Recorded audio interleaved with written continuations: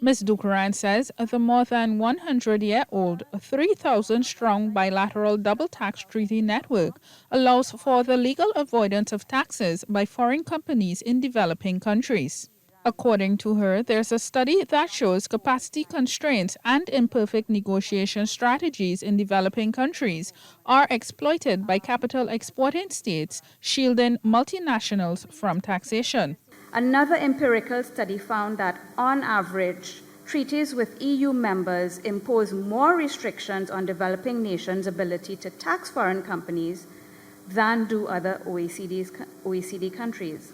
In fact, the UK, Italy, France, and Germany have the most tax treaties with developing countries and have the largest concentration of treaties that restrict developing countries' ability to tax inward investment.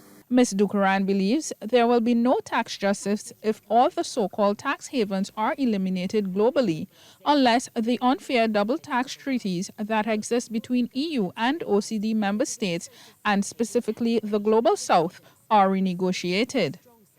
According to the Tax Justice Network, OECD members are responsible for 78% or $378 billion in annual global tax losses. It is these bilateral treaties that prescribe how taxing rights are divided and allow the legal avoidance of taxes.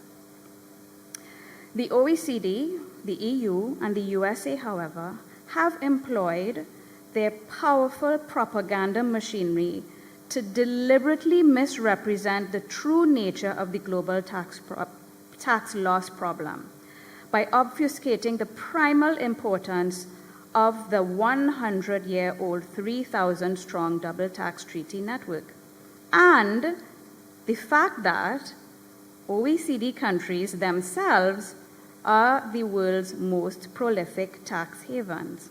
The economist says the majority of Caribbean countries have no voice at the United Nations on an important issue. This in itself represents a huge injustice, and I urge the UN to make an exception and give the colonized territories an opportunity to be heard. And I urge the people and policymakers of the British, Dutch, and US territories in the Caribbean to reach out to the Attorney General of the Bahamas, Ryan Pinder, and use this channel available to you to have your voices heard on this existential issue that the US, the UK, the Netherlands, and the OECD more broadly are trying to silence. Ms. Bukhara says while Caribbean territories may have been victims in the past, it is now up to us to determine our worth. Rachelle Agard, CBC News.